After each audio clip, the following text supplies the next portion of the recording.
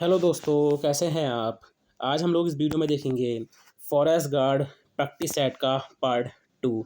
जैसा आपको पता है 22 जनवरी को जो आपका फॉरेस्ट गार्ड का एग्ज़ाम होना है, यानी आपके पास केवल 11 दिन हैं।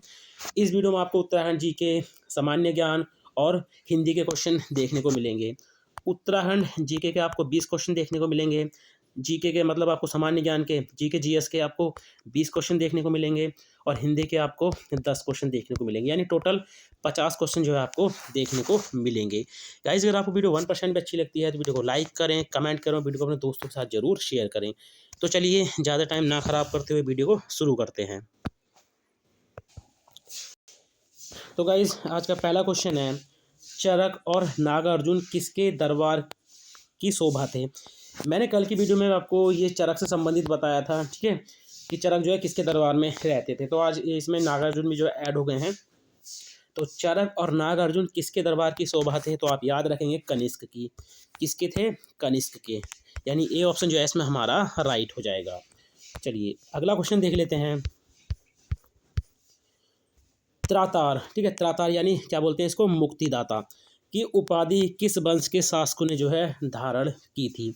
तो ये मुक्तिदाता उपाधि किस वंश के शासकों ने धारण की थी, तो आप याद रखेंगे शक, ठीक है, शक वंश के शासकों ने।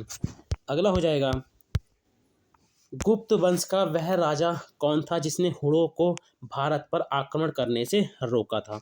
ठीक है, तो गुप्त वंश का वह कौन सा राजा था जिसने हुड़ों को भारत पर आक्रमण करने से रोका था। तो ये कौन था? स्कंदगुप्त। कौन था? स्कंदगुप्त। अगला क्वेश्चन हो जाएगा, कुंभ मेले को प्रारंभ करने का श्रेय किसे दिया जाता है। तो देखिए, कुंभ मेले को, जो कुंभ मेला है उसको प्रारंभ करने का जो श्रेय दिया जाता है वो किसको दिया जाता है? हर्षवर्धन को। किसको दिया जाता है? हर्षवर्धन को। चलिए अगला क्वेश्चन हो जाएगा, वे हिंद का युद्ध कब हुआ था? 1008 या 9 में, ठीक है, या 1008-9 में ये युद्ध हुआ था। तो वे हिंद का युद्ध जो है किन किन के मध्य हुआ था, तो आप याद रखेंगे महमूद गजनबी और आनंद पाल के बीच हुआ था, यानी ऑप्शन ए जो है इसमें हमारा राइट हो जाएगा। अगला क्वेश्चन हो जाएगा, टोडरमल का पूर्वगामी किसे कहा जाता है। तो देखिए, टोडरमल का पूर्वगामी जो है ये किसको कहा जाता है, तो महमूद गावा को। किसको कहा जाता है? महमूद गावा को। अगला क्वेश्चन हो जाएगा, भक्ति को दार्शनिक आधार प्रदान करने वाले प्रथम आचार्य थे। तो भक्ति को दार्शनिक आधार प्रदान करने वाले प्रथम आचार्य कौन थे, तो आप याद रखेंगे रामानुज आचार्य। कौन थे? रामानुज आचार्य। अगला क्वेश्चन हो जाएगा, पर्दा शासन 1560 से 64 के जिम्मेदार अतका खेल, या इसको बोलते हैं हरमदल, इसकी सर्व प्रमुख सदस्य कौन थी। ठीक है, सर्व प्रमुख सदस्य इसकी कौन थी, तो आप याद रखेंगे कौन थी गाइस?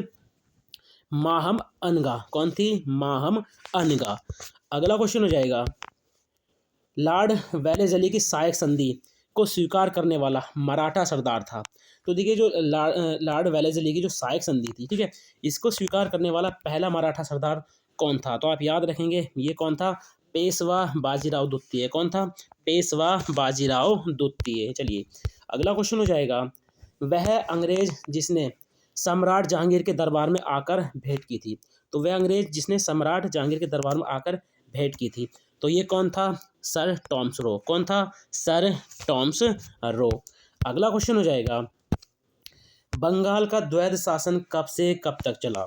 तो बंगाल का जो द्वैध शासन था वो कब से कब तक चला था, तो आप याद रखेंगे 1765 से 1772 तक, यानी सी ऑप्शन जो है इसमें हमारा राइट हो जाएगा। अगला क्वेश्चन हो जाएगा हमारा, भारत का प्रथम गवर्नर जनरल था। तो देखिए, भारत का प्रथम गवर्नर जनरल ये कौन था, तो आप याद रखेंगे विलियम वेंटिक। कौन था? विलियम वेंटिक, जिसने ठगी प्रथा का अंत किया था। ठीक है, ठगी प्रथा का अंत किया था। अगला क्वेश्चन हो जाएगा, भारत में विकेंद्रीकरण का शुभारंभ किसके समय में हुआ। तो भारत में विकेंद्रीकरण का शुभारंभ जो है किसके समय में हुआ था, तो आप याद रखेंगे लॉर्ड मायो के। ठीक है, लॉर्ड मायो के।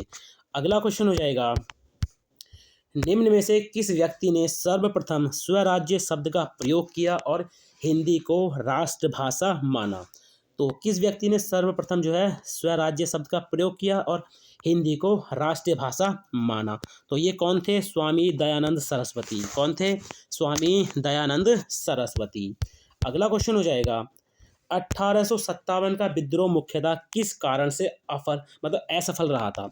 तो 1857 का जो विद्रोह हुआ था गाइस, वो किस कारण से जो है असफल रहा था? तो इसका राइट आंसर हो जाएगा किसी सामान्य योजना और केंद्रीय संगठन की कमी के कारण। अगला क्वेश्चन हो जाएगा, किस गवर्नर जनरल के कार्यकाल के दौरान भारतीय राष्ट्रीय कांग्रेस बनी? तो देखिए, किस गवर्नर जनरल के कार्यकाल के दौरान जो है भारतीय राष्ट्रीय कांग्रेस बनी थी? तो आप याद रखेंगे लॉर्ड डफरिन, ठीक है, लॉर्ड डफरिन के कार्यकाल के दौरान। अगला क्वेश्चन हो जाएगा, भारतीय मुसलमानों के पृथक राज्य के लिए पाकिस्तान शब्द का प्रयोग सबसे पहले किसने किया? तो देखिए, भारतीय मुसलमानों के पृथक राज्य के लिए पाकिस्तान शब्द का जो सबसे पहले प्रयोग किया था वो किसने किया था? चौधरी रहमत अली ने। किसने किया था? चौधरी रहमत अली ने।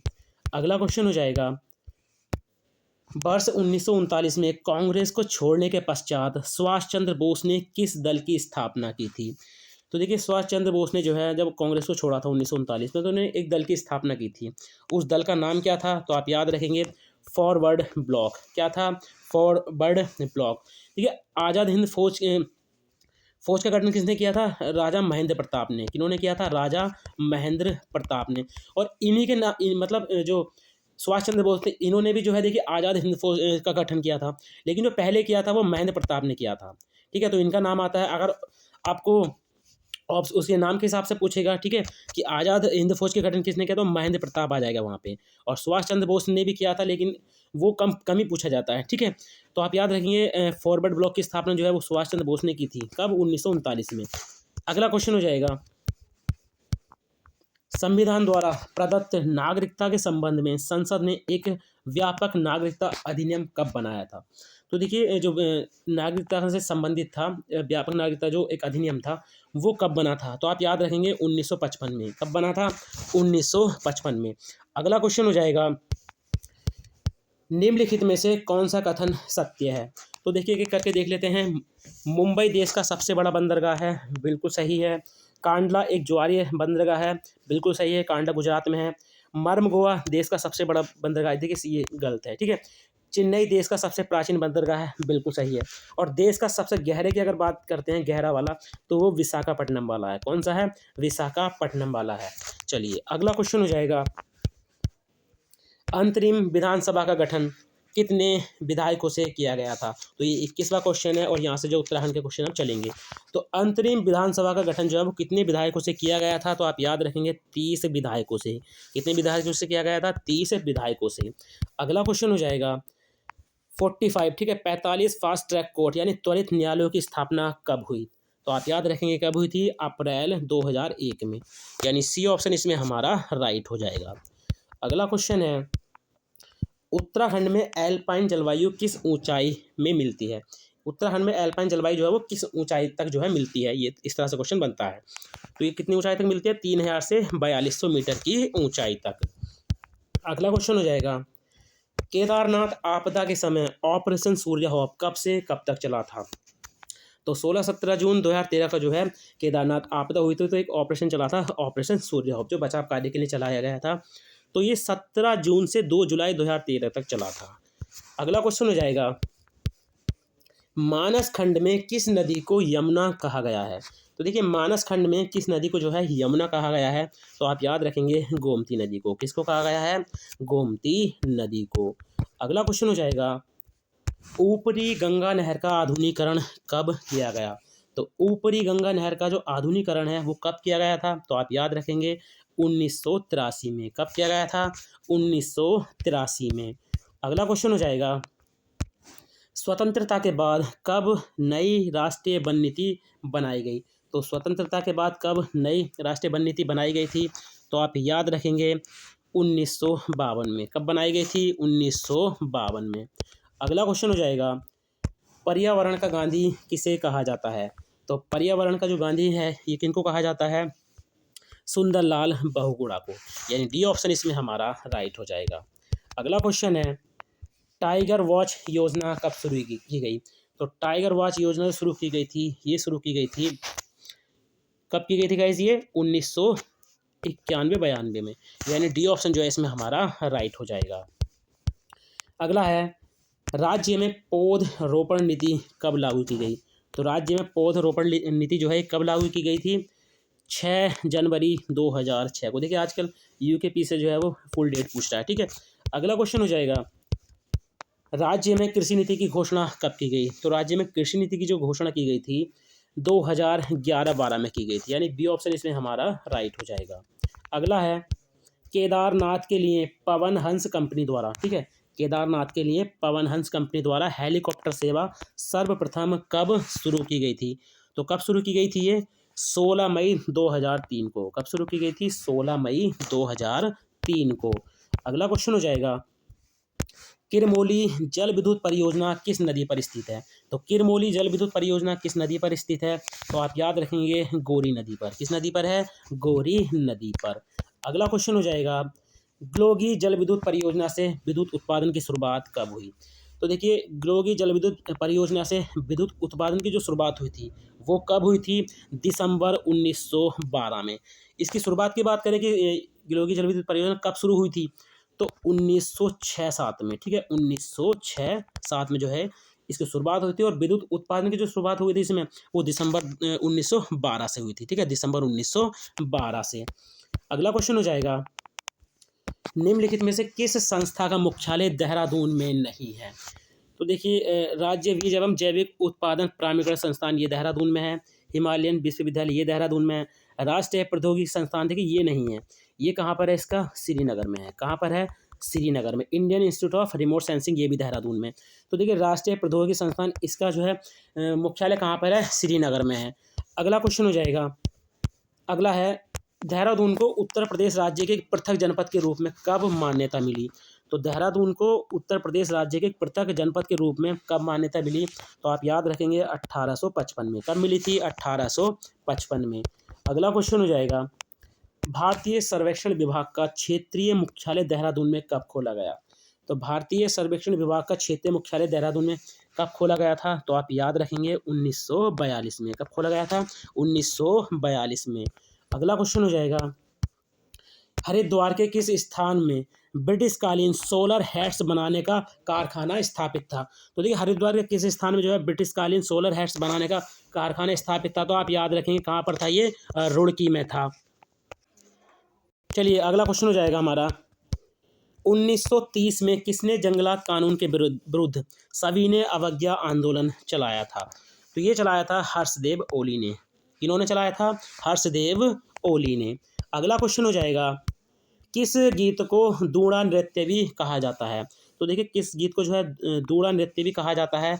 तो बाजूबंद गीत को जो है दूड़ा नृत्य भी कहा जाता है। चलिए अगला क्वेश्चन हो जाएगा, और यहाँ से देखिए हिंदी के क्वेश्चन है, निम्नलिखित में से इलाचंद्र जोशी की कीर्ति कौन सी है? तो देखिए कौन सी नहीं है? देखिए आप एक क्वेश्चन देखना, आपको नहीं वाला पूछेगा तो आप हाँ वाले पे मतलब उसको टिक कर देंगे। तो क्वेश्चन को पहले आप पूरा पढ़ लें। तो निम्नलिखित में से इलाचंद्र जोशी की कीर्ति कौन सी नहीं है? तो सन्यासी है, जहाज का पंछी भी इनकी है, मुक्तिपथ भी इनकी है, लेकिन वैशाली की नगर वधू ये इनकी पुस्तक नहीं है। अगला क्वेश्चन हो जाएगा, अब अविगत गति कछु कहत न आवे ये कथन किसका है? तो अविगत गति कछु कहत न आवे ये कथन जो है किसका है? सूरदास का। किनका है? सूरदास का। अगला क्वेश्चन हो जाएगा, निम्नलिखित में से संविधान की 8वीं अनुसूची में कौन सी भाषा सम्मिलित नहीं है? तो ये भोजपुरी नहीं है। कौन सी? भोजपुरी नहीं है।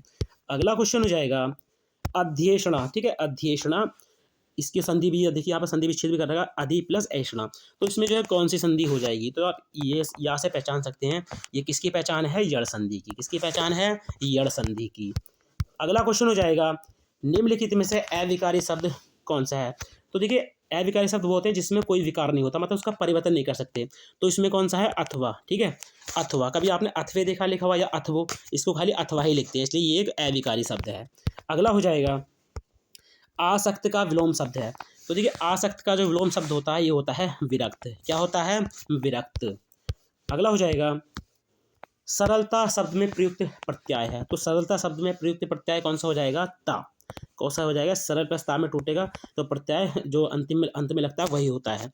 अगला हो जाएगा, तुलसीदास ने कहा कि विनाश काल में मनुष्य की बुद्धि भ्रष्ट हो जाती है। तो तुलसीदास ने कहा कि विनाश काल में मनुष्य की बुद्धि भ्रष्ट हो जाती है। तो इसमें की किसकी पहचान है? मिश्र वाक्य की। किसकी पहचान है? मिश्र वाक्य की। अगला क्वेश्चन हो जाएगा, निम्नलिखित में से कौन सा शुद्ध वाक्य है? तो देखिए इसमें से जो शुद्ध वाक्य हो जाएगा, पेड़ पर चिड़िया चहकहा रही हैं। ठीक है, तो डी ऑप्शन इसमें राइट हो जाएगा। अगला है, सोहत ओढ़े पीतू पटु श्याम सलोने गात मनो लीन मनी सेल पर अतपु परियो प्रभात।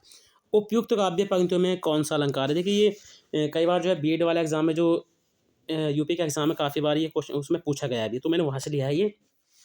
तो इसमें कौन सा अलंकार हो जाएगा? तो इसमें उत्प्रेक्षा अलंकार हो जाएगा। कौन सा हो जाएगा? उत्प्रेक्षा अलंकार। तो गाइज ये थे आज के 50 क्वेश्चन, जिसमें आपको उत्तराखंड जी के सामान्य ज्ञान और आपको हिंदी के क्वेश्चन देखने को मिले। ये वीडियो आपको देखिए जो है जब तक आपका एग्जाम होगा रेगुलर देखने को मिलेगी, जिसमें आपको 20 उत्तराखंड के क्वेश्चन देखने को मिलेंगे, 20 आपको जो आपका जनरल जीएस और जीके होता है उसके क्वेश्चन देखने को मिलेंगे, और 10 क्वेश्चन आपको जो है हिंदी के देखने को मिलेंगे। 10 क्वेश्चन मैं ये हिंदी के बढ़ाने वाला हूँ, मतलब इनको मैं 15 करने वाला हूँ। तो लगभग आपको ये 55 क्वेश्चन देखने को मिलेंगे, और ये वीडियो आपको रोज़ जो है देखने को मिलेगी। अगर आपको वीडियो 1% भी अच्छी लगती है तो वीडियो को लाइक करें, कमेंट करें, वीडियो को अपने दोस्तों के साथ जरूर शेयर करें। तो चलिए मिलते हैं अपनी नेक्स्ट वीडियो में। Thank you for watching.